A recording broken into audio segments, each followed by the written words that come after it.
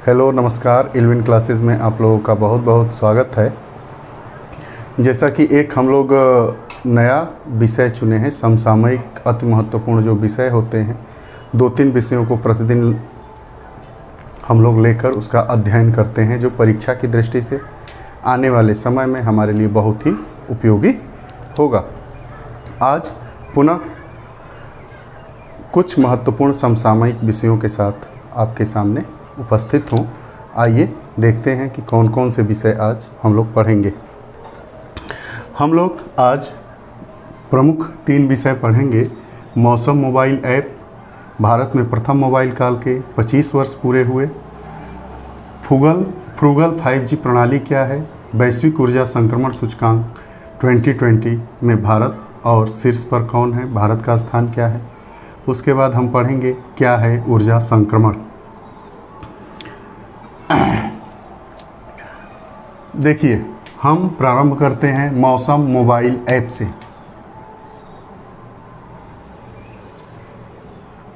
पृथ्वी विज्ञान मंत्रालय के 14वें स्थापना दिवस 27 जुलाई 2020 को मौसम मोबाइल ऐप लॉन्च किया गया। पृथ्वी विज्ञान मंत्रालय की स्थापना 2006 में हुई थी।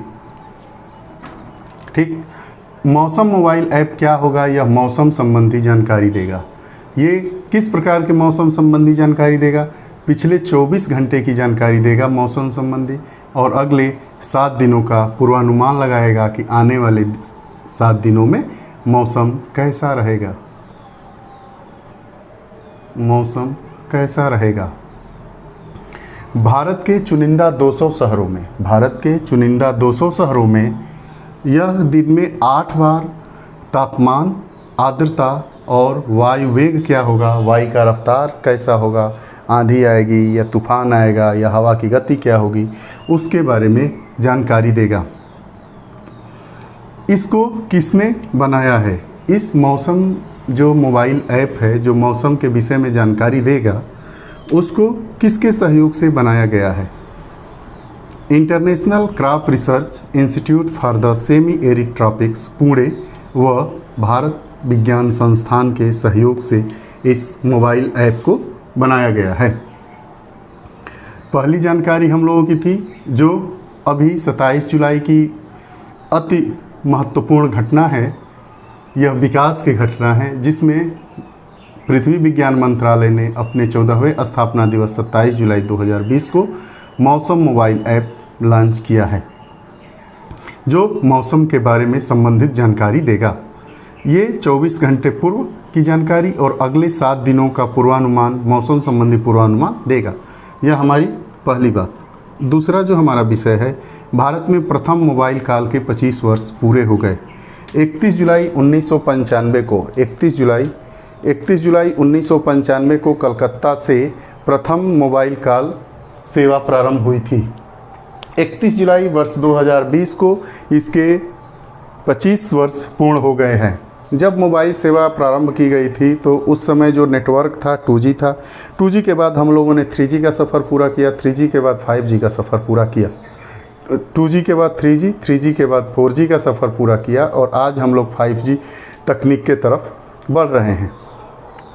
5G टेक्नोलॉजी, आपको मैं बताते चलूं कि भारत जो है इस समय विश्व का दूसरा सबसे बड़ा टेलीकॉम बाज़ार है। भारत विश्व का दूसरा सबसे बड़ा टेलीकॉम बाज़ार है। भारत में वर्तमान में 100 करोड़ से अधिक लोग मोबाइल फ़ोन उपयोग करते हैं। वर्तमान में भारत में 100 करोड़ से अधिक लोग मोबाइल फ़ोन का उपयोग करते हैं। आइए जानते हैं फ्रूगल 5G टेक्नोलॉजी क्या है। देखिए, अब हम लोग टेक्नोलॉजी के क्षेत्र में, मोबाइल क्रांति के क्षेत्र में 5G टेक्नोलॉजी की ओर बढ़ रहे हैं। लेकिन 5G में जो फ्रूगल 5G टेक्नोलॉजी है, अब फ्रूगल 5G टेक्नोलॉजी क्या है? जैसे मानिए कि दो प्रकार के व्यक्तियों को देखते हैं, व्यक्तियों को नहीं, उनकी आवश्यकताओं के अनुसार देखिए। जैसे जो स्टूडेंट होगा, उसे ऑनलाइन क्लासेस करनी है तो उसे ज़्यादा स्पीड वाला इंटरनेट डेटा चाहिए। सामान्य उपयोगकर्ता है, जैसे सोशल साइट को चलाने के लिए उससे कम गति वाला, स्पीड वाला मोबाइल नेटवर्क चाहिए, इंटरनेट डेटा। ठीक उसी को ध्यान में रखते हुए हमने फ्रूगल 5G प्रणाली को विकसित किया है और उसको और विकसित करने के लिए हम लोग दिनों दिन कार्य कर रहे हैं। ये फ्रूगल 5G टेक्नोलॉजी क्या है? यह जो मुख्यतः खास तौर से फ्रूगल 5G प्रणाली भारतीय परिवेश को संबोधित करने वाली तकनीकी है। भारत में ग्रामीण क्षेत्र में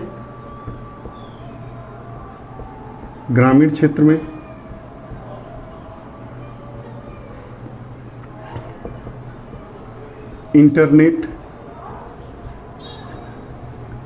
कैसा हो, शहरी क्षेत्र में कैसा हो,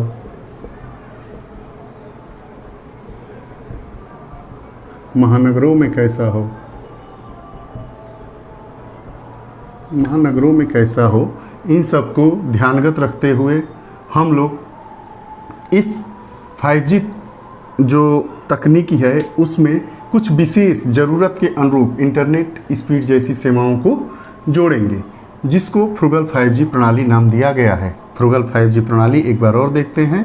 खास तौर से भारतीय परिवेश को संबोधित करने वाली तकनीकी, इसमें भारतीय ज़रूरत के साथ सेवाओं को जोड़ा जाएगा। स्थान विशेष ज़रूरत के अनुरूप इंटरनेट स्पीड जैसी सेवाएं होंगी। ठीक है, अब जो हमारा अगला विषय है वैश्विक ऊर्जा संक्रमण सूचकांक 2020। वैश्विक ऊर्जा संक्रमण सूचकांक 2020। देखिए, वैश्विक ऊर्जा संक्रमण सूचकांक को कौन जारी करता है? वैश्विक ऊर्जा संक्रमण सूचकांक को विश्व आर्थिक मंच जारी करता है। विश्व आर्थिक मंच, वर्ल्ड इकोनॉमिक फोरम, वर्ल्ड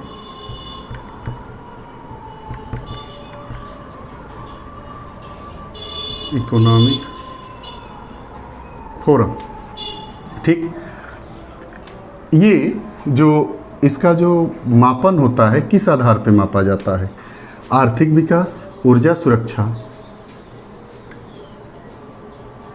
व पर्यावरण स्थिरता के सभी रूपों में इसका मापन किया जाता है। कहाँ पे आर्थिक विकास कैसा हुआ है, ऊर्जा सुरक्षा के लिए क्या बेहतर कार्य किया गया है, पर्यावरण स्थिरता के लिए क्या बेहतर कार्य किया गया है।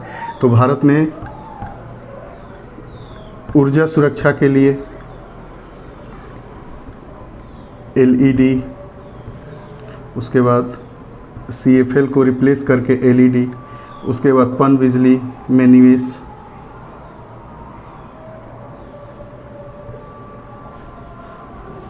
सौर ऊर्जा आदि के क्षेत्र में काफ़ी स्थिर विकास किया है।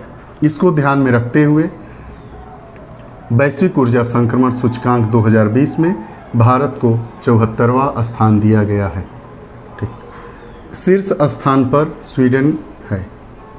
वैश्विक ऊर्जा संक्रमण सूचकांक 2020 में भारत का स्थान 74वां है, 74, और शीर्ष स्थान यानी प्रथम स्थान पर स्वीडन है।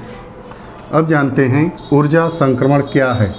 ऊर्जा संक्रमण जैसे ऊर्जा उत्पादन व उपभोग की जीवाश्म आधारित प्रणाली हो। जीवाश्म आधारित प्रणाली मतलब आपका हो गया कोयला, हो गया तेल, हो गया प्राकृतिक गैस, हो गया से, मतलब ये जो जीवाश्म आधारित हमारी प्रणाली है उससे नवीकरणीय ऊर्जा स्रोत। नवीकरणीय ऊर्जा स्रोत मतलब क्या हो गया? पानी से ऊर्जा तैयार करना, सौर ऊर्जा से जो हम अपनी आवश्यकताओं को पूरा करने के लिए व्यवस्था बना रहे हैं, ऊर्जा तैयार कर रहे हैं, पवन से जो हम बिजली पैदा कर रहे हैं, इसके तरफ क्या करना है? उसका विस्थापन करना है, ताकि जो हमारे संसाधन हैं उनका कम से कम दोहन हो, और जो नवीकरणीय ऊर्जा के स्रोत हैं, जो मतलब जैसे सौर ऊर्जा है, ये लगभग कभी नहीं ख़त्म होने वाला सोर्स है। पवन है, ये भी कभी नहीं ख़त्म होने वाला सोर्स है। पानी तो मान लीजिए कि ये लिमिटेड है। ठीक, तो उसके तरफ हम अग्रसित हो, और जो हमारी डिपेंडेंसी है ऊर्जा क्षेत्र में उत्पादन और उपभोग को लेकर, वो प्राकृतिक गैस, कोयला, तेल आदि से विस्थापित होकर पवन, सौर ऊर्जा, पानी आदि की ओर हो जाए। इसे ही हम कहते हैं ऊर्जा संक्रमण।